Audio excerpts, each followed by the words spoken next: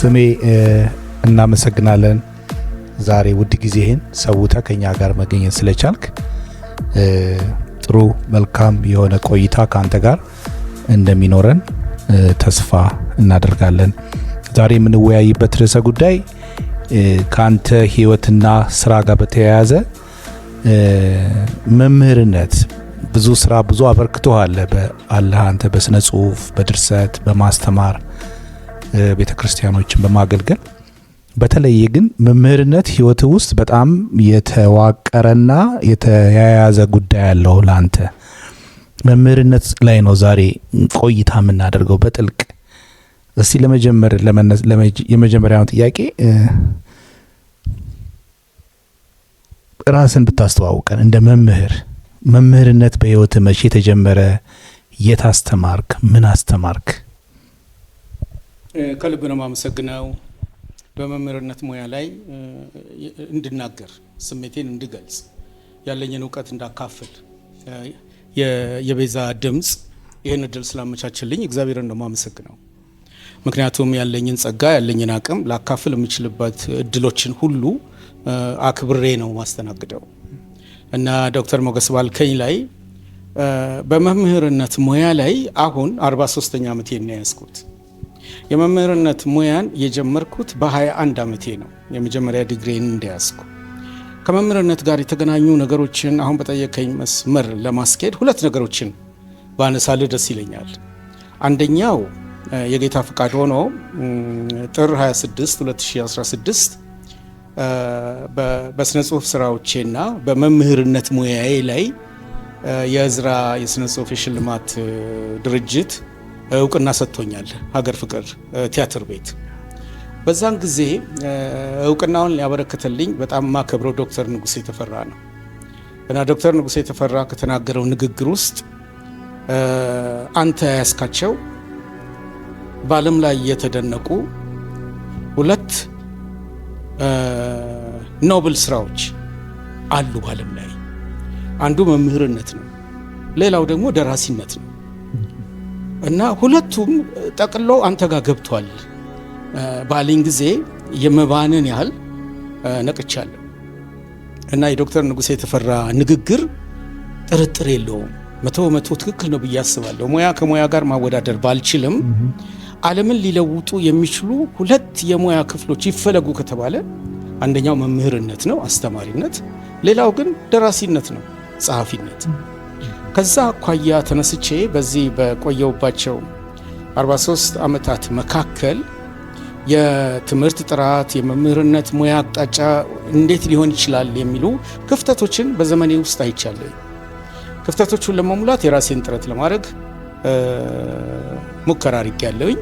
ግን አንድ ወቅት ላይ ተዋውቄው የነበረ ለማትሪክ ፈተና ደምቢዶሎ ስንሄድ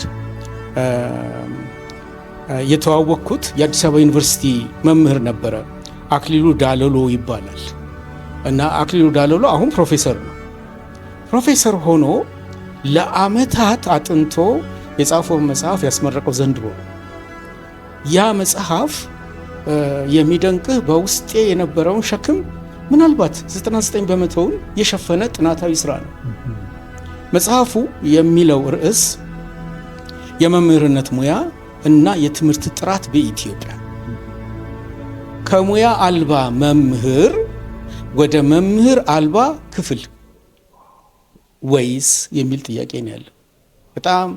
በጣም ገላጭ የሆነ እምቅ ነገር ያለው ነው። የመምህርነት ሙያና የትምህርት ጥራት በኢትዮጵያ በህይወቴ አስተዋጽኦ ላድርግበት የምልበት አንዱ ትልቅ ነገር የትምህርት ጥራት ነው። ርቄ መሄድ አልፈልግም። የሀገሬን የኢትዮጵያን የትምህርት ጥራት ላይ ማተኮር ፈልጋለሁ። እሱ ግን ከሙያ አልባ መምህር እልፍ መምህራን አሉ በኢትዮጵያ። ትውልድ መጥቶ ትውልድ ሲሄድ መምህር ነኝ ብለው ያስተናገዱ የሰዎችን አእምሮ እንቀርጻለን ብለው ያሉ ብዙዎች አሉ። ግን ሙያ አልባ ነበሩ። ወደፊትም ሙያ አልባ ሆነው የሚመጡ መምህር ተብዬ ሰዎች ይኖራሉ። ያ ክፍተት እያለ አሁን ላይ ያለው የ21ኛው ክፍለ ዘመን ወደ መምህር አልባ ክፍል እየዘለቀ ነው። ይሄ ዲጂታል ቴክኖሎጂ አጠቃላይ ነገሮቹ ኢንተራክት የምታደርግበት፣ የምትገናኝበት፣ አይን ላይን የምትተያይበት፣ የምትደባበስበት ነገር ሁሉ አሳጥቶ ከሌላ ነገር ጋር የሚያገናኝ ደረጃ ላይ ደርሰን እና በዚህ ጊዜ ውስጥ አሁን በጠየከኝ ጥያቄ የኔ ሙያ የኔ መምህርነት አቅጣጫ ምንን ሊያሳይ ይችላል የሚለውንም እንድሸፍን ወይም ሀሳቤን እንድገልጽ የሚረዳኝ ስለሆነ ጥያቄ ለእኔ መሰረታዊ ነው ብዬ አስባለሁ። አያይዤ ልነግር መፈልገው 43 ዓመት ያህል እንዴት ነው መቀጠል የቻልኩት? 43 ዓመታት ሳልሰለች ልቀጥል የቻልኩበት ሚስጥር አለ ወይ የሚለውን እሷን ብቻ መልሼልህ ወደ ቀጣይ ጥያቄ ብሄድ ደስ ይለኛል። እኔ መምህር ከሚለው ቃል አስተማሪ የሚለውን ቃል እመርጣለሁ። ሁለቱም እኩል አቅም አላቸው። መምህር ከሚለው ቃል ይልቅ አስተማሪን የምመርጠው የሚያገናኛቸው ሁለት ክፍሎች የሚጋሩት አንድ ትልቅ ቃል ስላለው ለ43 ዓመታት ያገኘኋቸው ተማሪ ተብለው ነው የሚጠሩት። በተለያየ መንገድ ያገኘኋቸው ወጣቶች ጎልማሶችም ሊሆኑ ይችላሉ። ተማሪ ይሄ ተማሪ በሚለው መለያ ላይ ለእኔ የገባልኝ አስ የምትል አስደራጊ አምድ ብቻ ናት። ተማሪ የሚለው አሁንም አለ። አስተማሪ ነው የኔ ስያሜ። ያ ማለት አብሬያቸው ካለውት ሰዎች ጋር ሁለታችንም በኩል ደረጃ ተማሪዎች ነው። የኔ ልዩነት ፋሲሊቴት ማድረግ ነው። አስተማሪ ሆኜ ይህንን ከልጅነት ጀምሮ እግዚአብሔር እንዳስተውል ስለረዳኝ በሙያው ዓመት በጨመረ ቁጥር በይበልጥ ተማሪ መሆኔን እያወቅኩ ያላወቅኩት ነገር እየሰፋ መሄዱን ባመንኩ ቁጥር ዓመት ጨምሬም አስተማሪ ልሆን የሚል ጉጉት ነው የፈጠረብኝ። ይሄ ምናልባት እስከ መቃብሬ ደጃፍም ሊቀጥል ይችል ይሆናል። አስተማሪነትን በ1975 ነው የጀመርኩት። ከአዲስ አበባ ዩኒቨርሲቲ በ1974 እንደጨረስኩ በ1975 ዓመተ ምህረት አስተማሪ ሆኜ ወደ አክሱም ነው የሄድኩት። አዲስ አበባ ተወልጄ አድጌ እያለቀስኩ የሄድኩት ትግራይ ከቤት ወጥቼ ስለማላውቅ ለእናቴ የመጀመሪያ ወንድ ልጅ ስለነበርኩ መከታ ጋሻ ስለነበርኩ የተቀሩት ታናናሾቼ ሁሉ የኔን ምሳሌነት ተከትለው እንዲያድጉ የእናቴ ፍላጎት ስለነበር ትግራይ ደረሰኝ ሲባል አልቅሳለች፣ አስለቅሳኛለች። ዳኮታ ውስጥም ስገባ እያለቀስኩ ይቻለኝ። ግን ትግራይ ውስጥ ገብቼ ያየሁት ነገር እንዳለቅስ ሳይሆን ተደስቼ እንድወጣ የሚያደርግ ቆይታ ነው የኖረኝ። 2 ዓመት ከጥቂት ወራት ነው ያሳለፍኩት በዛ ቦታ ላይ። ከዛን ጊዜ ጀምሮ በአስተማሪነት በመምህርነት ሙያ ላይ እንድዘልቅ ትላልቅ 4 ነገሮች እኔን አግዘውኛል። አንደኛው ተማሪ ሳለሁ በጣም ልጅ ሳለሁ፣ አሁንም ተማሪ ነኝ ቅድም እንደነገርኩ፣ ግን ልጅ ሳለሁ ከተወለድኩበት ፊደል ከቆጠርኩበት ጊዜ ጀምሮ ባለቃ ዘነበ በዛብህ በአይነ ስውሩ እጅ ተምሬ ፊደል ከለየው በኋላ ትምህርት ቤት ስገባ ያ የማወቅ ፍላጎት በዛን ጊዜ የማወቅ ፍላጎቴ፣ ጉጉቴ፣ ጥረቴ በየዓመቱ በገጠሙኝ ተማሪዎች ላይ ደግሜ አይቼዋለሁ። አሁን ላለፉት 43 ዓመት ልክ በልጅነቴ ለማወቅ የጣርኩት ጥረት እኔም በገጠሙኝ ልጆች ውስጥ አይቼዋለሁ። ከዚህም የተነሳ እነሱን ለማርካት የቋንቋ አስተማሪ ሆኜ ነው የቀጠልኩት። ያንን ለማድረስ ጥረት አድርጋለሁ እና ያ ጥረት የማያቋርጥ ትጋትን የፈጠረልኝ። ሰው ለማወቅ ሲጓጓ እንዴት ታዳፍነዋል? ጥያቄ የሚጠይቅህ ልጅ ሲመጣብህ እንዴት ገለል ታደርገዋል? እኔም በዛ አሻራ ውስጥ አልፌ ስለነበር ይሄ የሰው ልጆች ባሉበት ሁሉ መምህር የሆነ ሁሉ እንዲያስበው የምፈልገው ጉዳይ አንዱ ነጥቤ እሱ ነው። በእኔ ያለ ጉጉት በአሁኑ ትውልድም ስላለ ያንን ክፍተት የአቅሜን ያህል ለመሙላት የማደርገው ጥረት አስተማሪነትን እንደወደው አድርጎኛል። ሌላው ሁለተኛ ግን ተማሪዎቼ ከመደበኛው የትምህርት ዓለም ወጥተው ትላልቅ ሰዎች ሆነው አግኝቻቸዋለሁ። ዶክተሮች ብዙ አሉኝ፣ የህግ ጠበቃዎች፣ ዳኞች ብዙ አሉኝ። በተለያዩ የሙያ መስኮች መምህራን ጭምር አግኝቻለሁ።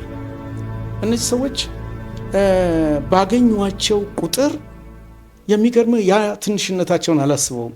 በአይምሯቸው፣ በስሜታቸው፣ በማህበራዊ ህይወታቸው፣ በመንፈሳዊ እድገታቸው በልጽገው አሁንም ሲያበለጽጉኝና እኔ ሲያከብሩኝ ነው ማየው። እና ሰዎች በማያቋርጥ እድገት ውስጥ እንዳሉ የኔም ትንሽ አስተዋጽኦ ቦታ እንዳላት ማወቄ አስተማሪነትን እንደወደው አድርጎኛል። ትልቅ ሆነው ተመርቀው የወጡት ሰዎች ሰው ሆነው ነው ያገኟቸው። ይሄ ለእኔ ትልቅ ኩራቴ ነው። ሶስተኛው ብዬ የማነሳል አስተማሪዎች ባይኖሩ እውነት እንዴት እንሆን ነበር? ኢትዮጵያ አስተማሪ ባይኖራት፣ መምህር ባይኖራት እንዴት ትሆን ነበር የሚል ጥያቄ አለኝ። አሁን ላይ የተፈጠረው ተነካክተን ተያይተን የማስተማር ሂደቱ በሌላ ዲጂታል ቴክኖሎጂ እየተቀየረ ነው። ጥሩ ነው፣ መጥፎ ጥሩ ጎኑን በሌላ መድረክ ላይ ማንሳት ይቻላል። ግን ሊታረም ከሚገባው ነገር ላይ ስነሳ እኔ ማስተውለው የጃፓኖች ንግግር አለ። ምናልባት እናንተም ታውቁት ይሆናል። 1000 ቀናት ለብቻ አቀርቅሮ ከማጥናት 1 ቀን ከጥሩ መምህር ጋር ማጥናት ይሻላል ይላሉ። ጃፓኖች በምንም ተአምር ሰልጥነው አልተገኙም። ጃፓኖች በዓለም ላይ ያለውን ኢኮኖሚና የስልጣኔ ቁንጮ ላይ ያሉ ህዝቦች ናቸው። ማንም ለዚህ ወግ አላበቃቸው። የበቁበት ይሄ በዘመናት ጥናት ያገኙትን እውቀት ቀጣይ እንዲሆን ስላደረጉት ነው። እና ምንጊዜም 1000 ቀናት ለብቻ አቀርቅረ ከምታጠና ከአንድ ጥሩ መምህር ጋር 1 ቀን ያጠናው ህይወትን ይለውጣል፣ ሀገርን ይለውጣል፣ ዓለምንም ሊለውጥ ይችላል። ስለዚህ ያቺ 1 ቀን ጥናት ከሚነካካ ሰው ጋር ከሚናገር ሰው ጋር መቀጠሉ ኢትዮጵያን ዛሬ እዚህ ቦታ ላይ የደረሰች ሀገር እንድትሆን አውቅቷታል ብዬ አስባለሁ። እኔ ሀገሬን በቃ ኋላ የቀረች የተዳከመች ያለቀላት ብዬ ተስፋ አልቆርጥም። እያደገች ያለች መልካም መምህራን እና ጥሪ ያላቸው መምህራን ባደረጉት አስተዋጽኦ እየተዘረጋች ያለች ሀገር ናት ብዬ አስባለሁ። ልክ ነው። ጥሪ የሌላቸው መምህራን እልፋን ለቅጥር የሚሰሩ ብዙዎች ሊኖሩ ይችላሉ።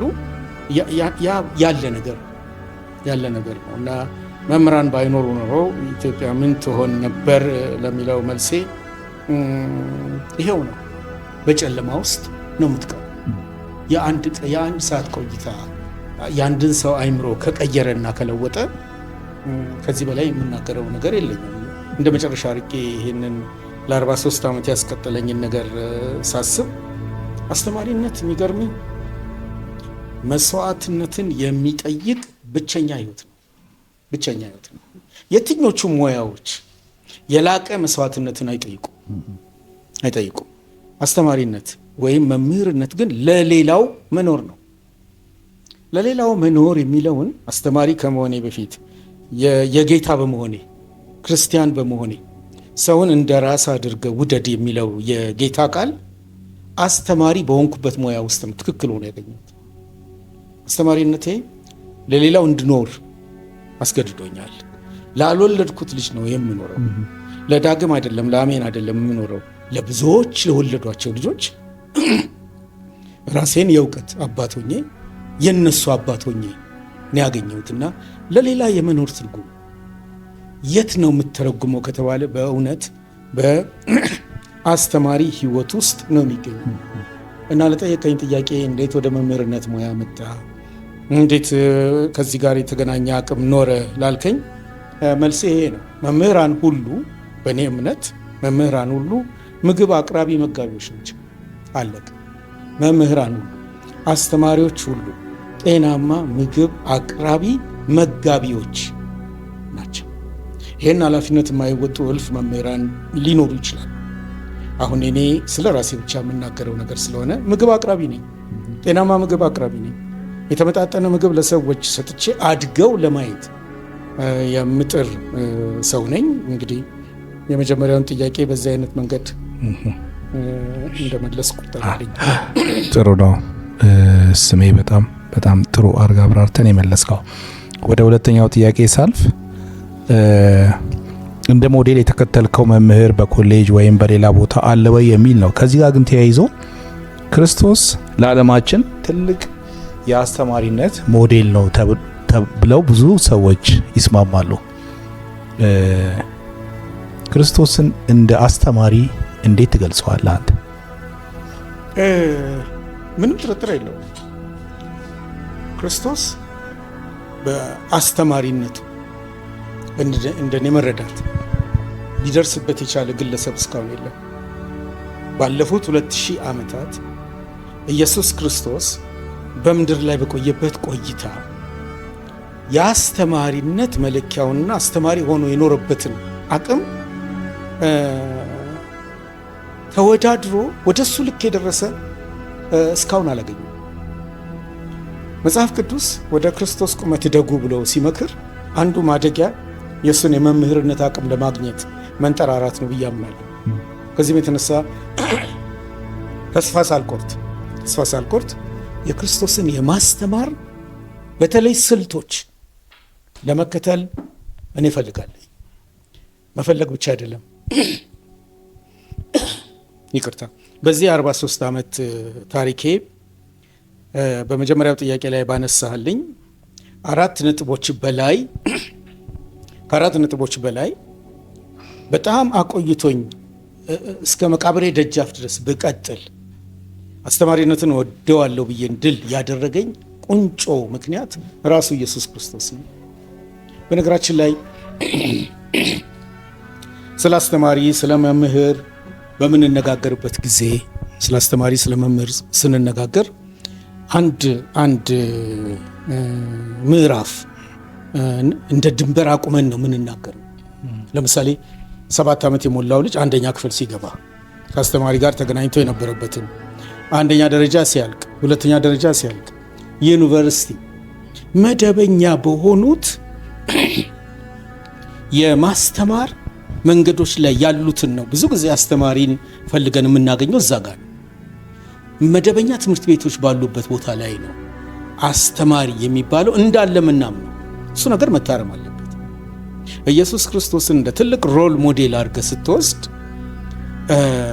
ኢየሱስ ክርስቶስ ነፍስ ካወቀበት ጊዜ ጀምሮ ኢየሱስ ክርስቶስ በአይሁድ የመማር የማስተማር መንገድ ካለፈ በኋላ፣ በነገራችን ላይ እስራኤላውያን ናቸው በዓለም ላይ ትልቅ ህዝቦች፣ ለማስተማርም ለመማርም ሁኔታውን አመቻችተው ዛሬ ያለችው ዓለም ትምህርትን እንድታምን ያደረጉት እነሱ ናቸው። ይህን ማመን ያለብን ይመስለኛል። የመምህርነትን ጥበብ፣ የማስተማርን ጥበብ፣ የመጽሐፍትን አስፈላጊነት አይሁዳውያን ናቸው ለዓለም ህዝብ የቸሩት። ኢየሱስ ክርስቶስ ከዛ ውስጥ ነው የወጣው። ከዛ ውስጥ የወጣው ጌታችን ኢየሱስ ክርስቶስ እንዴት ነበር የኖረው?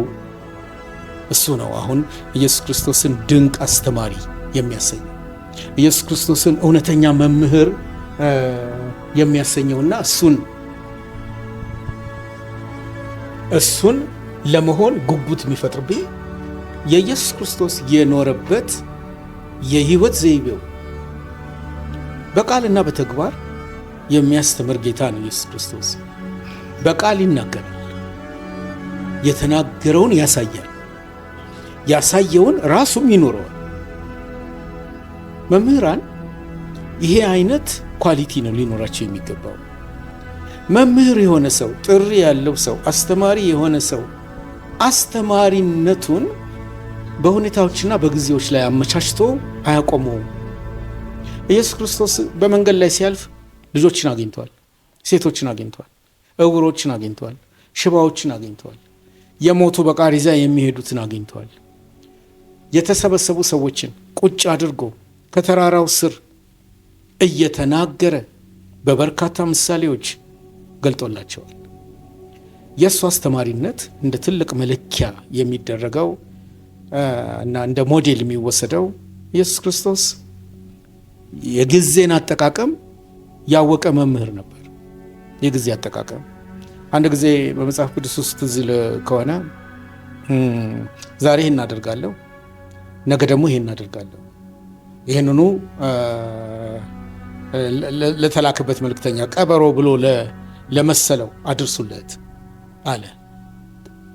የጊዜ አጠቃቀም በሕይወት ዘመኑ ሰርቶበት ያለፈ ብቸኛ ሰው ይፈለግ ከተባለ ጌታ ኢየሱስ ክርስቶስ ነው። ይህንም በተለያዩ ማስረጃዎች ማንሳት ይቻላል። ግን የጊዜ አጠቃቀም እንደተጠበቀ ሆኖ የባከነ ጊዜ በእሱ ሕይወት ውስጥ የሌለለት አስተማሪ ኢየሱስ ክርስቶስ ነው። ሲያስተምር ተማሪ የመሰሉትን ሰዎች ሁሉ በእውቀታቸው ልክ፣ በእድሜያቸው ልክ ሊረዱ በሚገባቸው ነጥሎ በማውጣት አሰስ ገሰሱን ትቶ ተገቢውን ነገር በማሳየት ብቻ የታወቀ ሮል ሞዴል አስተማሪ ነው። በማስተማር ውስጥ የመጣበትን ተልእኮ ያረሳ ጌታ ነው። ኢየሱስ ክርስቶስ ለማስተማር አይደለም ትልቁ አጀንዳው፣ ለሰው ልጆች ኃጢአት መፍትሄ ለማምጣት ነው። በዛ የመፍትሄ አመጣጥ ውስጥ ነው አስተማሪነቱ ተገልጦ የወጣው እና እኔ የኢየሱስ ክርስቶስን የማስተማር ስልት ለመከተል እየጣርኩ ነው። በጣርኩ ቁጥር እሱ የተጠቀመባቸውን ዘዴዎች ባመጣው ቁጥር ተደማጭነቴ ጨምሯል። ከሰዎች ጋር ያለኝ መግባባትም የዛን ያህል ጨምሯል። ግን ደግሞ ያጋጨኝም ወቅቶች ይኖራሉ። ልክ ኢየሱስ ክርስቶስ እንደተጋጨባቸው እውነቱን ገልጾ ግን እንደወደዳችሁ አድርጉ እንዳለ ሁሉ እና ኢየሱስ ክርስቶስ በማስተማሩ ዓለም ውስጥ ወደር የለሽ አስተማሪ ነው እና በክርስትና ሕይወት ውስጥ እስካለው ድረስ ኢየሱስ የእምነቴ ጀማሪና ፈጻሚ ነው ብዬ በማምንበት ሂደት ውስጥ የእሱ የማስተማር ጥበብና ያስተማረው ኮንቴንት ዓለምን ሊለውጥ የሚችል መሆኑን አረጋግጫለሁ። ምናልባት የጃፓኖቹ ያቺ ጥቅስ ከኢየሱስ ጋር ለ1 ሰዓት ለመቆየት ፈቅደው ቢሆን የት በደረሱ የሚልም ጥያቄ አለኝ እና ማስተማር ትልቅ ጥበብ መሆኑን የምታየውና ጥንቃቄ የሚጠይቅ መሆኑን የምታየው የእግዚአብሔር ቃልም በሚሰጥ መመሪያ ነው። ለምሳሌ በአንደኛ ጢሞቴዎስ ምዕራፍ 4 ቁጥር 13 ላይ ሐዋርያው ጳውሎስ እስክመጣ ድረስ ለማንበብና ለመምከር ለማስተማርም ተጠንቀቅ። ማስተማር ዘው ብለን አፋችንን የምንከፍትበት ሙያ አይደለም። የሰውን ሕይወት ባለማስተዋል ልናጠፋ ስለምንችል በተለይ እኔ ሴኩለር በሆነው ውስጥ ነው ያለፉትን 43 ዓመታት ያስተማርኩት። በክርስትና ሕይወቴ ደግሞ በቤተ ክርስቲያኔና በተለያዩ ቦታዎች አስተምራለሁ፣ ሰብካለሁ። ግን ለዚህ ሙያዬ ሐዋርያው የሰጠው ምላሽ ተጠንቀቅ የሚል ነው። ማናችንም እኔም ዛሬ ላይ 43 ዓመታትን አስቆጠርኩ ብዬ የምለው በማስተማር ስራዬ ላይ ከፍተኛ ጥንቃቄ ማድረግ አለብኝ።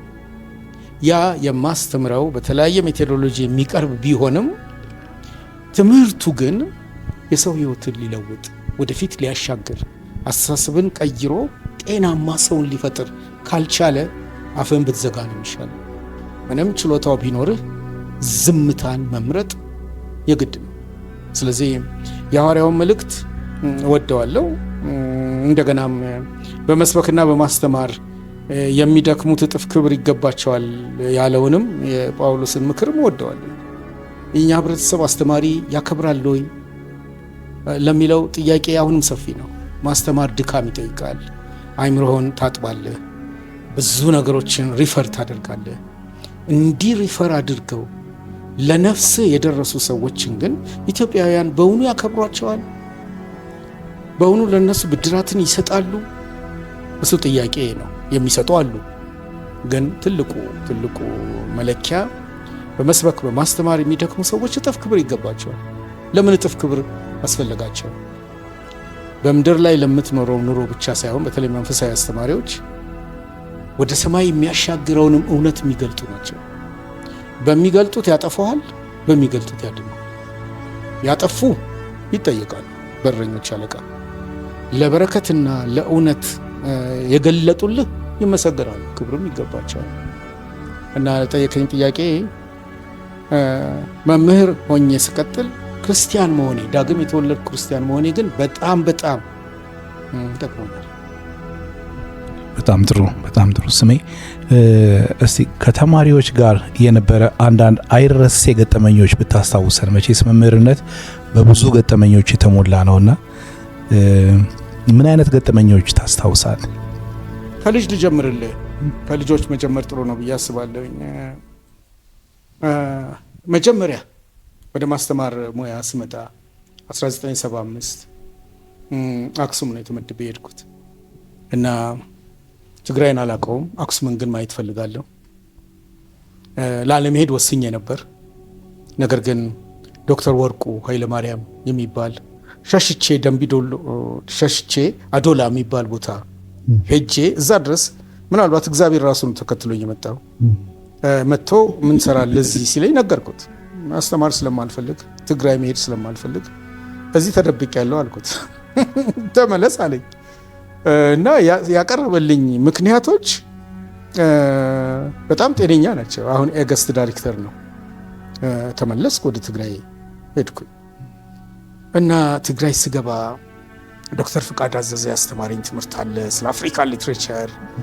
መስፍን ሀብተ ማርያም ስለ ስነ ጽሁፍ ሾርት ስቶሪ እንዴት ሊጻፍ እንደሚችል፣ ኖቨል እንዴት ሊጻፍ እንደሚችል፣ ቲያትር እንዴት እንደሚዘጋጅ ደበበ ሰይፉ አስተምሮኛል።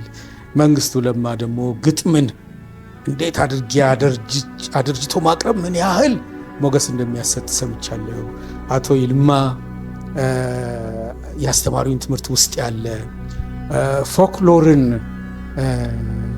በሚመለከት ዶክተር አምሳሉ አክሊሉ የነገሩኝ ትምህርት ውዬ እንዳድር የሚያግዝ አልነበረም። አክሱም ስገባ እነዛ ማቴሪያሎች ጭኜን የገባሁት ለ9ኛ ክፍል ተማሪዎች መፈላሰፍ ጀመርኩ።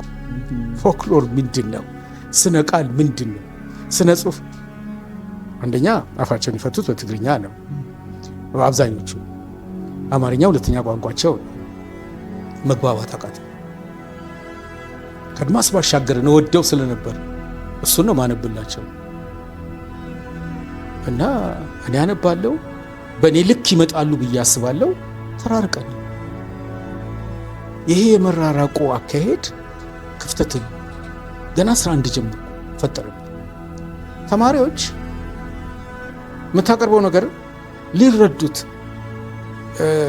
ካልቻሉ ቀኑ እየጨመረ ከሄደ ይጠሏል፣ ፊት ይነሰዋል። ፊት መንሳታቸውን በመረበሽ ሊገልጹት ይችላሉ፣ በጫጫታ ሊገልጹት ይችላሉ፣ በተለያየ መንገድ ሊገልጹት ይችላሉ እና ያንን ውዝግብ ውስጥ ገና በመጀመሪያዎቹ 3 ወራት ውስጥ እንደገባው ምንድን ያደረጉት ይህ ጥያቄ እየተብላላ እያለ እዚህ ጓደኞች አሉ በክርስትና ማቃቸው። አንደኛው አሁን ፕሮፌሰር ሆኗል፣ ጸጋዬ ወልደ ማርያም ይባላል። በደብዳቤ መጻጻፍ የተዋወቅኩት ነው። የአድዋ ሃይስኩል ጋዜጠኛ ነበረ በክርስትና መስመር ውስጥ። እኔ ዳግማዊ ምኒልክ ጋዜጠኛ ነበርኩ። ሳንተዋወቅ በኋላ ላይ የተዋወቅነን ዩኒቨርሲቲ ውስጥ አብረን የተማርነው። ይህን ትምህርት ነው እሱም ተምሮ የመጀመሪያ ዲግሪውን የወሰደው። እኔም እሱ ባህል ሚኒስቴር ተቀጠረ፣ እኔ ወደ ትግራይ ሄድኩኝ። ማስታወሻ ጻፈልኝ፣ አደራህን ትግራይ የአድዋ ልጅ ነው፣ የትግራይ ተማሪዎችን ሴንቲሜንት ያውቃል። ስለዚህ ስሜ እዚህ ይዘኸው የሄድከውን እዛ ጥለህባቸው በአንተ ላይ እንዳያማርሩ እባክህ። እንግዲህ ለዘመዶቹ ለወገኖቹ ያለውን ስነ ልቦና ተረድቶ ነው የመከረኝና እንደ መንቃት ነው የሆንኩት። ከዛ በኋላ ነው ልክ በልካቸው ወርጄ ለማስተማር ጥረት ባደረግኩ ቁጥር መግባባት እየመጣ አፈጻጸማችን ጥሩ ሆኖ ተጠናቀቀ እና አንደኛው ገና ከስራዬ መጀመሪያ ላይ ያወቅኩትን ልድፋ ብሎ መነሳት በራሱ በሽታ መፍጠር ነው። በቤተ ክርስቲያንም ውስጥ አንዳንድ አስተማሪዎች ይህ አይነት ነገር ይኖራቸዋል። በቃ አንድ ነገር ካወቁ ከተረዱ ዛሬውኑ ምእመኑ ላይ ልድፋው። ምእመኑና ያ ዶክትሪን ምንም ላይገናኝ ይችላል። ምንም የተመቻቸ ፈርታይል የሆነ ነገር ላይኖር ይችላል እና ይሄ ኢጎ ስላለ ይሄ ሰልፍ ኢጎ ሲንፉል ኔቸርም ነው እኮ ራስን ለማስተዋወቅ የምታደርገው ጥረት። አንደኛው ተሞክሮዬ ሁሌም ተማሪዎችን ማወቅ አለብኝ የሚለውን የመጀመሪያ ማስጠንቀቂያ ቀይ መብራት የበራልኝ እዛ ላይ ነው። ከትግራይ ወጥቼ አየር ጤና ነው የተመደብኩት። አየር ጤና ተመድቤ በስራ ላይ እያለው የሚመቹኝ ተማሪዎች ናቸው የገጠሙኝ። እንደ እውነቱ ከሆነ የአዲስ አበባ ልጆች ናቸው። በጊዜው እንግዲህ ፍንዳታዎች ናቸው ብጠራቸው ክፋት የለውም። ይግባቡ ግን የ23 ምናልባት የ23 ዓመት ተኩል የ24 ዓመት ወጣት ነው እና ከነሱ ጋር ብዙም በእድሜ አልተራራኩም። ግን የ500 ብር ደሞዝተኛ ስለሆንኩ ደርግ የሰጠኝን ዩኒፎርም ለብሼ ነው የምንቀሳቀሰው እና 2 አይነት ዩኒፎርም ነበር ያኔ። አንድ ቀን ሳለብስ ተገኙ። አቶ ጋሽ ፈቃደ ነው ዳይሬክተሩ። አሁን በህይወት ይኑር አይኑር አላውቅም። በጣም ማከብረው ሰው ነው። ተማሪን ሁሉ በረፍት ሰዓት ሲገርፍ የእሱም ጅራፍ እኔ ላይ ያረፈ። ቀስ ብዬ ነው የምሄደው። እኔ ውስጤ የሚነግረኝ አስተማሪ መሆኔን ነው። ዩኒፎርም መልበስ አልብሴን አላቅም። የእሱ ጅራፍ ጀርባዬ ላይ ሲጠቀላል እግሬ አውጪኝ ዘልዬ አንዱ ክፍል ገባው። ተማሪዎች ናቸው ተመልሰው አስተማሪውን ገረፈ እያሉ ሲሉ እሱ እንደገና መጥቶ አላወቅኩም፣ ይቅርታ አድርግልኝ፣ ተጀነነ የምትሄድ መስሎኝ ነው አለኝ። በዚህ ሂደት ውስጥ ነው የአማርኛን ቋንቋ እያስተማርኩ። የሚገርምህ ሱፐርቫይዘሮች ይመጣሉ። እንግዲህ 4ኛ ዓመቴ 3ኛ ዓመቴ ሊሆን ይችላል። ሱፐርቫይዘር ከአዲስ አበባ ትምህርት ቢሮ ነው የሚመጣው። መምህራኖች ይገመገማሉ። በዚህ በዲፓርትሜንት ሄድ ብቻ የምትጨርሰው አይደለም። በዛው ከውጭ ነው የሚመጡት፣ ድንገት ነው የሚመጡት። ከዕለታት አንድ ቀን 2 ሱፐርቫይዘሮች ዘው ብለው ገቡ። ማስተማር በጀመርኩ 3ኛ ዓመቴ እንደማለት ነው። ገቡ። ስሜቴ ደንግጧል። ተማሪዎች ግን ቆቅ ናቸው። ሄደው ቁጭ አሉ። ደብተሮቻቸው ማየት ጀመሩ። ብዙም እኔ አልፈራውም። ግን ሱፐርቫይዘሩ እጁን አንስቶ አቶ ስሜ እዛ ጥቁር ሰሌዳ ላይ ያለውን አንብብልን አለ። አየው ታየኝ። ጽሁፍ ምን እንደጻፍኩ አላውቅም። ብለው ላነበው የጻፍኩትን አላውቅም። ልክ አሁን ድርሰት በምጽፍበት ጊዜ የተለያዩ አርቲክሎች ሳዘጋጅ እኔ ነኝ የጻፍኩትን እንደመጣልኝ ነው ማፈሰው እንጂ ተመልሼ በኋላ እያየው እያረምኩ መሄደው። ሳስተምርም እንደዛ ነው። ምልክቶች እያረኩ ነው እንጂ መሄደው አንዳንድ ቃል እየጻፍኩ ሙሉውን ነገር ለካ አልጽፍም። ይቅርታ ጠየቅኩ። ይቅርታ ላነበው አልቻልኩም፣ ፈጥኜ ነው። በዛ ተጠንቅቄ በደንብ መጽሐፍ ጀመርኩ እና ተማሪዎቼ ይነበባል ላቸው። አዎ አሁንም ይነበባል። አዎ ከዛ እነዛ ለቀው ሲወጡ ጋሽ ስሜ ያስጨነቁ አይደል ሰዎቹ፣ እኛ እኮ 2ኛ ላይ ይነበባል እያልን የጮህኑ እኮ እያባረሩብን ይሆናል ብለን ነው አሉኝ። ይሄ ተማሪዎች ለአንተ ያላቸው ፍቅርና ድንገት የሚመጡ የተሞክሮ አቅጣጫዎች ምን ሊሆኑ እንደሚችሉ ነው የሚያሳየን። ተሞክሮ ስለጠየቀኝ ነው። ተማሪዎች የዛሬ 40 ዓመት በእኔ ፍቃድ ስር ነው የሚተዳደሩት የነበረው። በተማሪዎች ሕግ፣ በትምህርት ቤቱ ሕግ አስተማሪ ሲገባ ተማሪ መነሳት አለበት። እኔ ደግሞ ፈልገዋለሁ። እገባለሁ፣ ሁሉ ብድግ ማለቱን አያለሁ። ቁጭ በሉ አልልም። በየኮሪደሩ አልፌ የተወዘፈ ምናልባት ቢኖር ልቀጣው እጎበኛለሁ። መነሳት ደንብ ነው። አስተማሪን ከማክበር ጋር የተገናኘ ነው። ከማክበር ጋር የተገናኘ ነው። አንድ ቀን ግን እያስተማርኩ የኔ ማቴሪያል ጠፋ። በጣም ኢምፖርታንት የሆነ በጣም የምፈልገው ጠፋ። ዩኒት ሊደሩ ሞገስ ደምስ ይባላል። በጣም ብስጭት ስላልኩ ገላግላይ ሞገስ፣ እዚህ አይቼዋለሁ ግን ጠፋ። ምን እንደሚሻለኝ እዚሁ ነው ያየኸው? እዚሁ ነበር።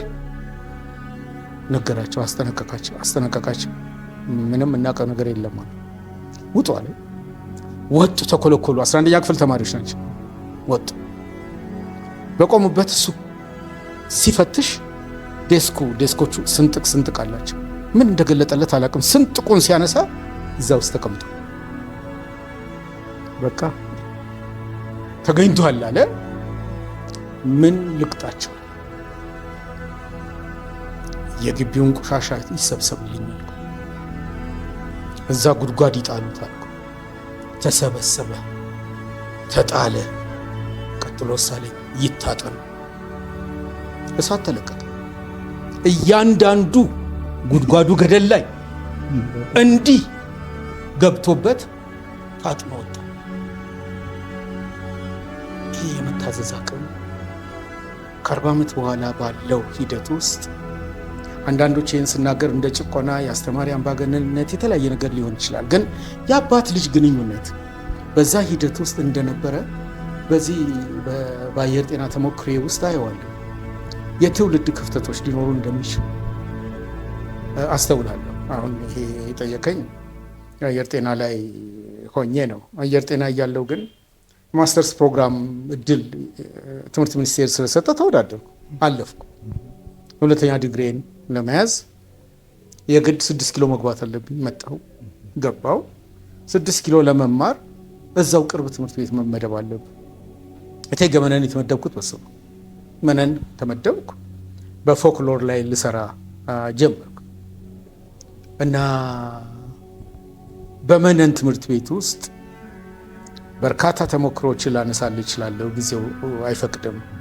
ግን አስፈሪ የመሰሉ ግን ልረሳቸው ያልቻልኳቸው 2 ገጠመኞች ብቻ ባነሳልን ደስ የሚለኝ። አንደኛው 1983 ኢህአዲግ ሊገባ አዲስ አበባ ሲጠጋ 12ኛ ክፍል አስተምራለሁ። አሁንም ህጉ አልተቀየረም። አየር ጤና የነበረው መነንም ቀጥሏል። እኔ ስገባ እኔ ብቻ አይደለም፣ አስተማሪው ሲገባ ተማሪዎች ይነሳሉ። በ1983ም ይኸው ነው። አንድ ልጅ ተወዝፎ አገኘሁት። ለምን አትነሳም? አልነሳም። ምንድን ነው የማትነሳበት ምክንያት? ሁሉም እኮ ይሰማል። አልነሳም ብያለሁ፣ አልነሳም።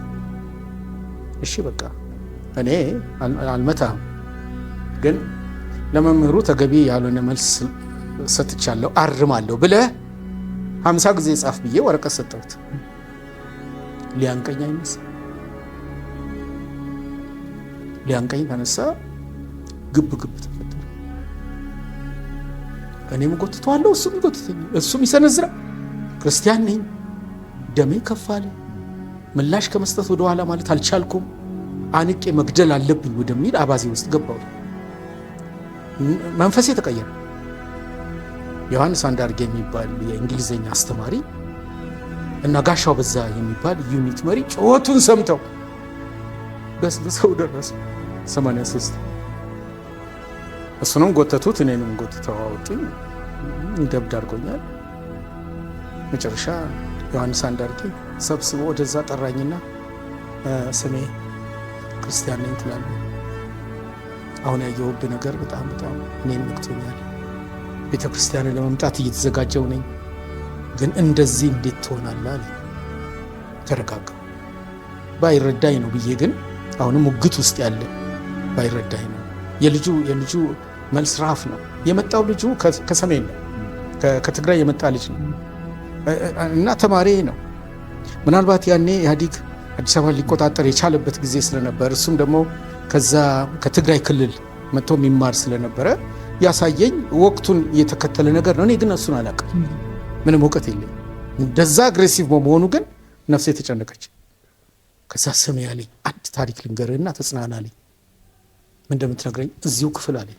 እዛው ክፍል ውስጥ እዛው አንተ የነበርክበት ክፍል ውስጥ እኔ ታውቀኛለህ፣ እንግሊዝኛ ሳስተምር ነፍሴን አላውቀውም አለ። እውነትም እኔ እንደ ተማሪ ሆኜ የእሱን ክፍል አቴንድ አደርጋለሁ የእንግሊዝኛ እውቀቴን ለማስተካከል። እዛው ክፍል እያስተማርኩ አለ። መስታወቶች ተሰብረዋል፣ እቴጌ መነን የመስኮቶች መስታወቶች። እሱን ልብ አላለም። የሆነ ጎረምሶች በዛ ጀርባ መጥተው ብለዋል። ቀዝቀዝ ብሎ ፌንት። ያሰበው ምንድን ነው? የ6 ኪሎ አንበሳ የ6 ኪሎ በቃ ጭንቅላቴ ውስጥ የመጣው አለ። የ6 ኪሎ አንበሳ ኬጁን አፍርሶ ገንጥሎኛል ብዬ ነው አለ። ገንጥሎኛል። ፌንት አደረኩ። ከዛ በሸክም ነው የወጣሁት አለ። ሸክም ነው የወጣሁት። በብዙ መረጋጋት ነው ነፍሴ የተመለሰችው። አንተ የበደለህን ታውቀዋለህ፣ ይኸው መታወቂያውን ይዣለሁ፣ እኔ እኮ እስካሁን ይቆጨኛል። የቱ ተማሪ እንደዛ እንዳናፋብኝ እስከ ዛሬ ድረስ አላውቅም። አንተ እድለኛ ነህ፣ እርምጃ እንወስድበታለን፣ ጋሻው በዛም ይኸው አለ። ከዛ በኋላ እኔም አልተከታተልኩም።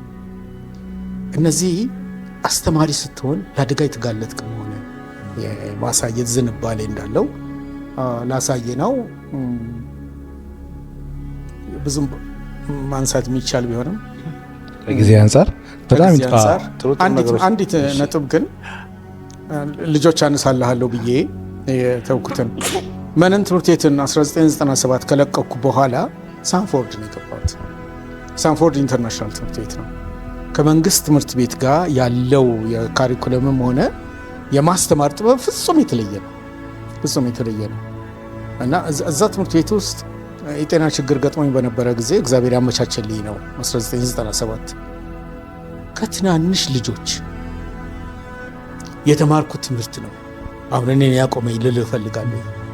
3ኛ ክፍል እያለሁ በዚህ በቤዛ የልጆች አስተማሪዎች ላይ ይህን ነገር አንስቼዋለሁ። 3ኛ ክፍል እያለሁ እያስተማርኩ አእምሮ ገዛኸኝ፣ ቅዱስ ዮናስ የሚባሉ እና ክብሩ ዮናስ የሚባሉ ልጆች አስተምረ 3ኛ ክፍል አንደኛው ልጅ ጋይ ስሜ አማርኛ አንድ ቃል አይደለም አይለኝም። አማርኛ አንድ ቃል ይሄ ለኔ ግራ የሚያጋባ ነው። ስንት ነው ታዲያ አልኩት። 2 እንዴት 2 ይሆናል አስረዳኝ ብዬ እሱ አጠገብ ቁጭ ብዬ እንዲነግረኝ ጠየቁት። አማርን የሚል ይታያል ጋይ ስሜ ያለኝ አማርን። አዎ እኛስ የሚል አጠገቡ ያለ አይመስልህም አለኝ። እሺ ያልኩት አማርንኛ አማርን እኛ ነው እኮ አለኝ። ታዲያ ምን ማለት ነው አማርንኛ አልኩት። ኢትዮጵያውያን ሁላችን ያማርንበት እኮ ቋንቋ ማለት ነው አለኝ። እዛች ጋር ቆምኩ። ላለፉት 40 ዓመታት ሳጠና የአእምሮ ገዛኸኝ ፍንጭ እውነት ሆኖ አገኘሁት። ኢትዮጵያውያን ብዙ ቋንቋዎች አሉ። እርስ በርስ ግን እስከ ዛሬ ድረስ አስተሳስሮን ተጋምደን አንድ ሆነን ድልድይ ሆኖ የሚያግዘን ቋንቋ ይፈለግ ከተባለ አማርኛ ነው እና አእምሮ ገዛኸኝ ያማርንበት ቋንቋ ነው አለኝ። አሁን እኔ ክፍል ሳንፎርድ ብትመጣ አማርን ሰረዝ እኛ የሚል ነው የክፍሌ መለያ። ሌሎችም ከኔ ጋር ያሉት ኮሊኮቼ እንደዛው ነው የሚያደርጉት። ያማርንበት ቋንቋ የሚል ነው። ትንሽ ልጅ በእውቀት የተሞላ ነው። በትንሽ ልጅ ውስጥ የእግዚአብሔር አሻራ አለ። ትንሹ ልጅ ፍጹም ሙሉ ሰው። ስለዚህ ልታደምጠው ይገባል። ሌላ አሳዛኝ ነገር ገጥሞኝ ያስቆመኝ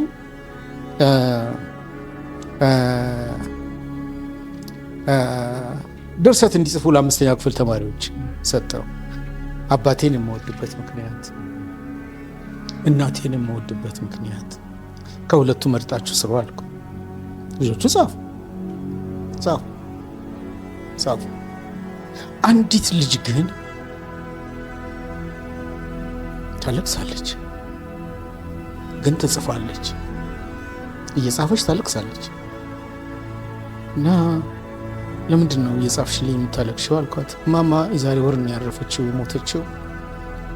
የእሷ ስሜት ነው የያዘኝ። እናቴ ሞታለች የዛሬ ወር፣ ስለ እሷ ነው እየጻፍኩ ያለሁት እና ወድጄ አይደለም ጋይ ስሜ አለች። እና ይህን ርዕስ መስጠት ልክ ነበር እንዴ? አባቴን የምወድበት ምክንያት፣ እናቴን የምወድበት ምክንያት ልክ ነበር ወይ ብዬ እንዳስብ ደግሞ በማግስቱ አንድ ወላጅ አይመጣብኝም።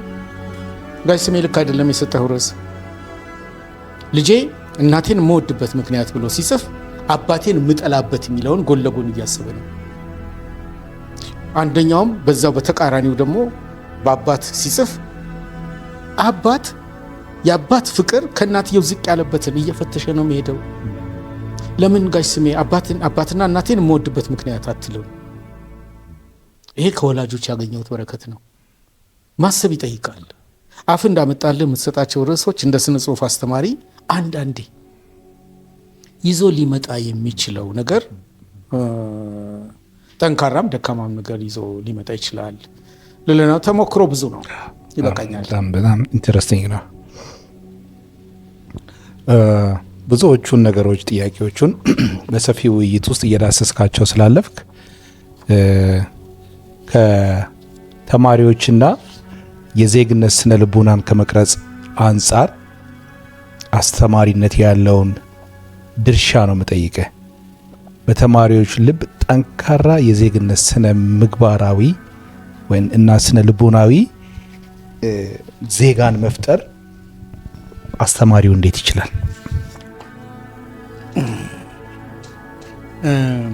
ስነ ምግባር ስትለኝ ስነ ምግባር፣ በጎ ስነ ምግባር፣ ሀገራዊ ፍቅር በልጆች ህይወት ውስጥ መቼም ከዛ ጋር ተያይዞ በተለይ አሁን እያጥለቀለቀን የመጣው ምዕራባዊነትን ከመከላከልም አንጻር የራስን ማክበር፣ ራስን መሆን፣ ባህልን፣ ስነ ምግባርን ማክበር፣ ማህበረሰብ ያለውን እሴቶች መረዳትና በዛ አውድ ውስጥ ራስን ለማሳደግ መሞከር። ከሷ አኳያ በጣም መሰረታዊ ጥያቄ ነው የምታነሳልኝ። ቅድም መነሻዬ ላይ እንዳልኩ ከሙያዎች ከፍ ያለ ሙያ ደራሲነትና አስተማሪነት ነው ብያለሁ። እኔ እማምንበት ስለሆነ ነው። ሌሎች አይደለም ብለው ቢነሱ አንተ ታስተናግዳቸዋለህ። መምህር፣ አስተማሪ አንድን ሰው የሚያስተናግድ ፍጡር አይደለም። በርካታ ሰዎችን በአንድ ክፍል ውስጥ የሚያገኙ ሰው። እነዛ በርካታ ሰዎች የአንድ ጎሳ ተጠሪዎች አይደሉም። የአንድ ቋንቋ ተናጋሪዎችም ላይሆኑ ይችላሉ። በባህል፣ በአስተሳሰብ፣ በብዙ ነገር የተለያየ መራራቆች በእያንዳንዱ ተማሪ ስነ ልቦና ውስጥ ሊኖር ይችላል። አንድ መምህር አንድ ብቻ አይደለም። እኔ አሁን 13ኛ ክፍል በማስተምርበት ውስጥ 15 ተማሪዎች ናቸው ያሉ። 15 ተማሪዎች ስነ ጽሁፍ አጥንተው የኢንተርናሽናል ባይኮሎራንት ዲፕሎማ ይወስዳል። በሚወስዱበት ጊዜ የመጀመሪያው የመነሻ ነጥብ በራስ መተማመን፣ ሪስክ ቴከር፣ ለሌላው መኖር፣ እውቀትን የማሻገር አቅም 13 ያህል መለያዎች አሉ። እነዚህን ነገሮች እነዚህ ተማሪዎች ይዘውታል አልያዙትም የሚለው ካውንተር ቼክ ይደረጋል። በዛ ቼክ በማድረጊያ ሂደት ውስጥ ይሄ ኢንተርናሽናል ትምህርት ቤት ስለሆነ ትምህርት ቤቱ የሚፈጥረው ኢንተርናሽናል ሲቲዝን ነው። ኢትዮጵያን ወዳድ ብቻ ሰው አይደለም፣ የዓለምን ሕዝብ ሁሉ ሊወድ የሚችል ማህበረሰብ ነው የምትፈጥረው። ኢትዮጵያዊነትን ታከብራለህ፣ ነገር ግን አንተ የዓለሙ ዜጋ እንደውም ራስን እንድትቆጥር አድርጎ ወደዛ ደረጃ የሚያበቃ እና በምናስተምርበት ጊዜ ሰዎች ሁሉ እኩል መሆናቸው፣ ሰዎች ሁሉ በእግዚአብሔር አምሳል መፈጠራቸው፣ በሰዎች መካከል ምንም አይነት ልዩነት እንደሌለ የሚያሳዩትን ማሳያዎች በየትምህርቶቻችን ውስጥ በተለይ በቋንቋ የማስተማር ስራ ውስጥ ለማሳየት ጥረት እናደርጋለን። እኔ ብዙ ጥረት አደርጋለሁ። ከሰው ሰው ሊለያይ ይችላል። ሀገርን በሚመለከት ግን በእነዚህ አይነት የትምህርት ተቋም ውስጥ ስትኖር የምዕራባውያን ተጽዕኖ ግን ይኖራል። ለመፈረጅ ብለን ነው ምዕራባውያን ብለን የምንለው። የ21ኛው ክፍለ ዘመን የድህረ ዘመናዊ አስተሳሰብ አካሄድ ሰርጎ ሊገባ የሚችልበት ቦታ ነው ያለሁት። አንድ ተሞክሮዬን የዛሬ 15 ዓመት የገጠመኝን ብነግር ጥሩ ነው።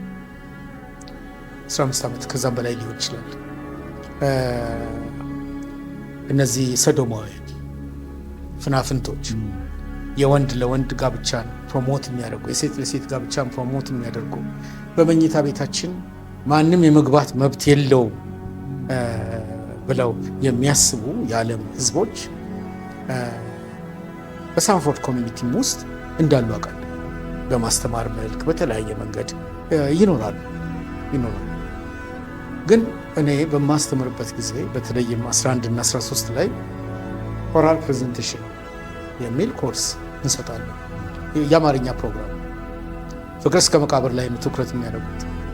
ፍቅር እስከ መቃብር የስነ ጽሁፍ ትችት ይቀርብበታል። ከባህል አኳያ፣ ከሃይማኖት አኳያ፣ ከብዙ ዘርፍ ማስተርፒስ ሆኖ የሚቆጠረው እሱን እያስተማርን ባለንበት የኦራል ዝግጅት ስናደርግ ወቅታዊ ርዕሶችን መምረጥ ትችላለን።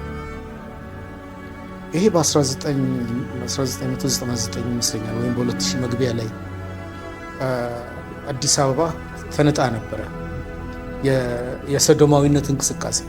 ለጠቅላይ ሚኒስትር መለስ ዜናዊ ፔቲሽን ሰዶማውያን ተፈራርመው ያስገቡበት ወቅት ነበር ያን ጊዜ እና በዛን ጊዜ ውስጥ ይህን ነገር ስሰማ የወሰድኩት ይህንን ወቅታዊ ርዕሰ ጉዳይ ለምንድን ነው ተማሪዎቼ ኦራል ፕሬዘንቴሽን የማያቀርቡበት የሚል ጥያቄ ነው የተፈጠረብኝ። እንደ ማንኛውም ንቁ አስተማሪ ሆኜ ራሴን እንዳገኘ ቆጥሬ ይህንን የፈለግኩት ለምንድን ነው? እዛ ውስጥ ማስተምራቸው አብዛኞቹ ኢትዮጵያውያኖች ናቸው። የኢትዮጵያውያን ስነ ልቦና፣ የኢትዮጵያውያን ስነ ምግባር በእኔ እምነት እዛ ግቢ ውስጥ እስካለው ድረስ ክርስቲያንነቴ ቅድሚያ ይሰጠዋል። የክርስቶስ የሆኑትን ሀሳቦች ማጽናት በእኔ ህይወት ውስጥ ቅድሚያ ነው። ከዚህም የተነሳ ያ በጎ ስነ ምግባር ከእግዚአብሔር ቃል ውስጥ ያስተዋልኩት ነው። ጋብቻ ክቡር ነው። ባልና ሚስት ብለን የምንለው ወንድና ሴትን ነው። በጋብቻ ህይወት ውስጥ ያለፉ ሰዎች ለፍች እንዳይጋለጡ፣ ፍችም ጥሩ እንዳልሆነ የማምን ሰው ነኝ። የወንድ ለወንድ ጋብቻና የሴት ለሴት ጋብቻ አዲስ አበባ ላይ ወደ 100,000 የሚቆጠሩ ሰዎች ፈርመውበት መንግስት ቦታ ይህንን ጉዳይ እንዲሰጥ ከጠየቁ ይህንን ቸል ብዬ ማለፍ የለብኝም። የኦራል ፕሬዘንቴሽን ኮርስ እስካለ ድረስ በዛ ውስጥ ተማሪዎቼ በጣ ይህንን እንዲያገኙት አደረግኩ። ርዕሱን አስገባው። የሰዶማዊነት እንቅስቃሴ ከየት እስከ የት በሚል አንዲት ልጅ ናት እጣ ያገኘችው። መስራት አለባት። ጥናቱ እንዴት ሊከናወን እንደሚችል ፍንጭ ሰጥቻለሁኝ። በሰጠሁት ፍንጭ መሰረት እየሰሩልኝ ነው ባልኩት መንገድ በጣም ተቃራኒ የሆነ ክስ ተመሰረተ። አስፈሪ ክስ።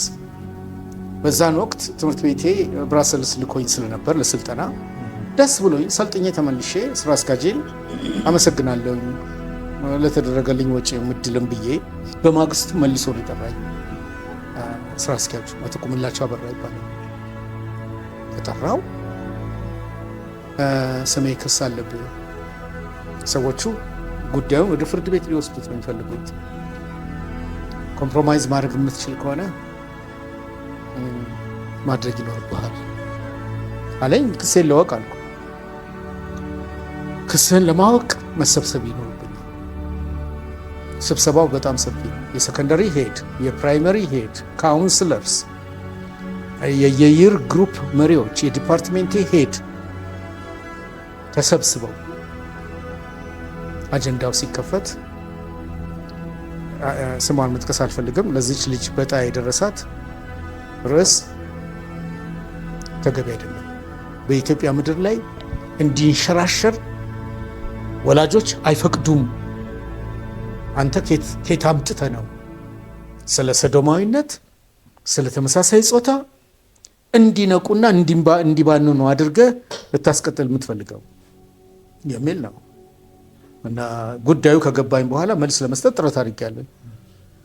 ሰዶማዊ እንቅስቃሴ በ1997 ወይም 98 አይደለም በአዲስ አበባ እንቅስቃሴ የጀመረው። ታደሰ ሊበን አጋጣሚ በሚለው ልብ ወለዱ በ1942 የተመሳሳይ ጾታ ግንኙነትን ጽፏል። በ1942 እኔም አልተወለድኩ ማናችንም የለን ከብዙ ዓመታት በፊት ጽፏል። ሁለት ወንዶች እንዴት ለወሲባዊ ተራክቦ ተፈላልገው አንድ የባንክ ሰራተኛና አንድ ነጋዴ ምን እንደሰሩ ያወራል።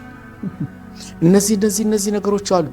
ጭራሽ ወደ ኋላ ተመልሰን ሰዶም የተባለበትን ታሪክ የሎጥን ዘመን ማሰብ ያስፈልጋል።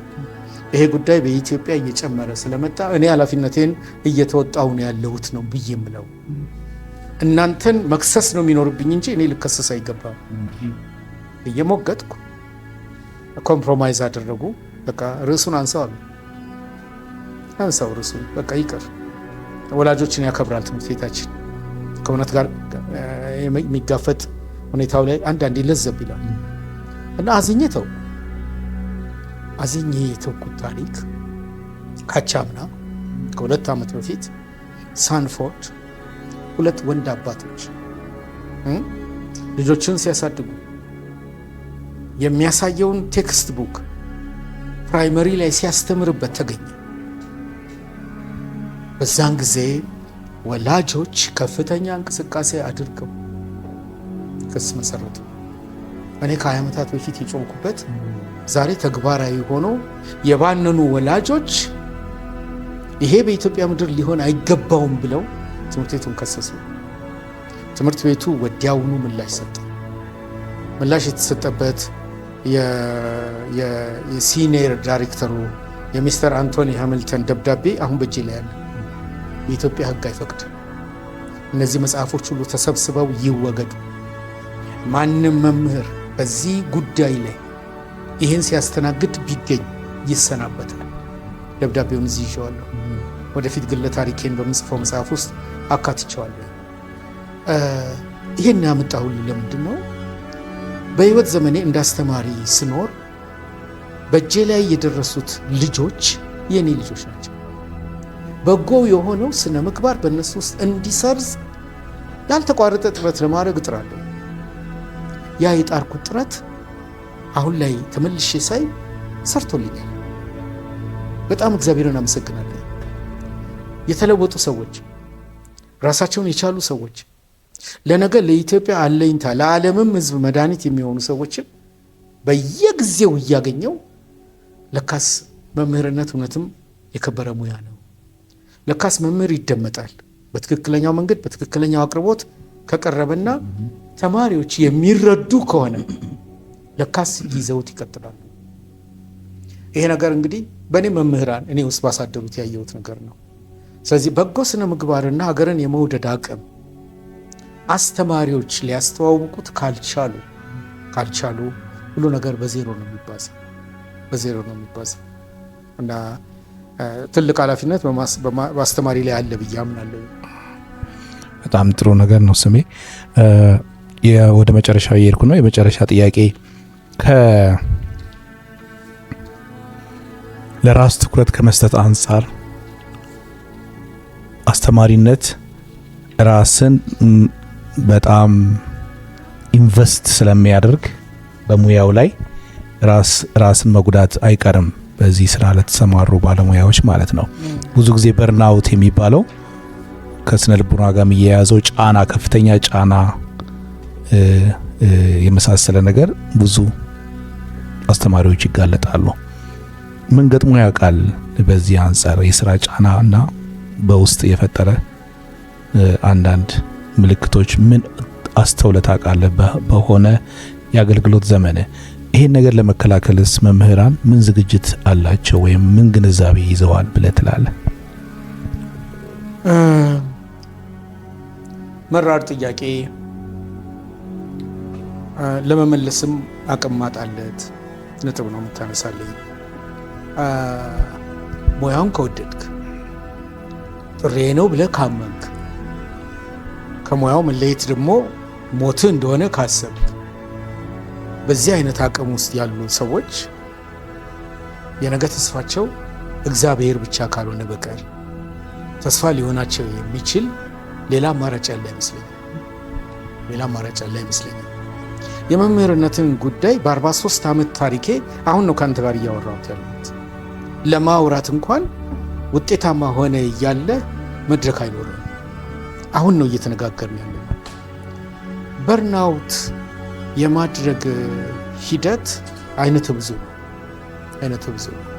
የአስተማሪነት ሙያ ከሚያስገኛቸው ጥቅሞች ውስጥ አንዱ ታይም ማኔጅመንት እንዲኖርን የማድረግ ብቃትን መፍጠሩ።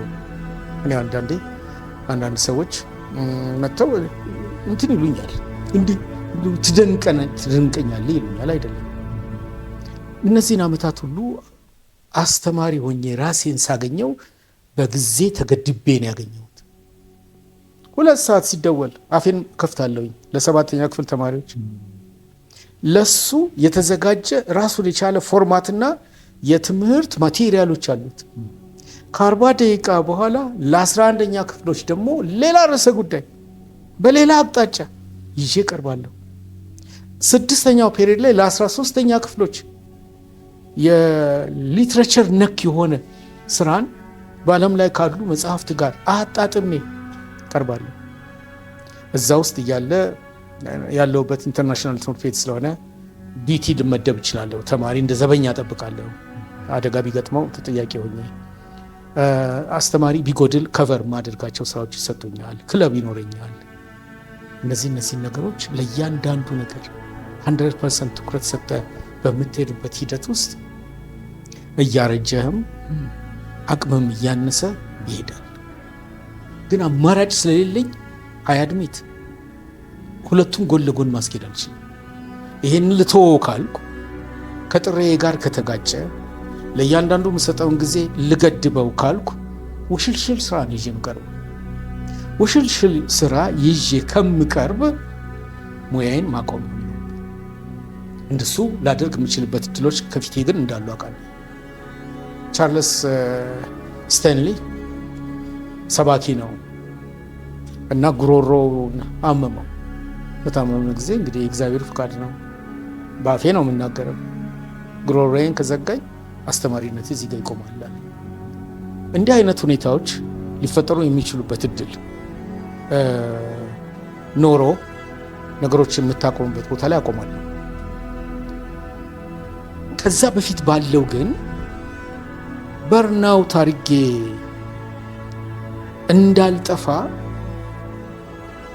አንድ ሀብትን እግዚአብሔር ሰጥቶኛል። ከ30 ዓመት በፊት ቤተሰብ በቤተሰብ ውስጥ የምታፈቅር ሚስትን አግኝቻለሁ። የምታፈቅር ስለ ራሷን ለእኔ የምትሰጥ እኔን የምትረዳ ይሄ በርናውት ሊያደርገኝ የሚችለውን ጉዞ እያየች ካውንተር ቼክ የምታደርግልኝ ናት ዚክር።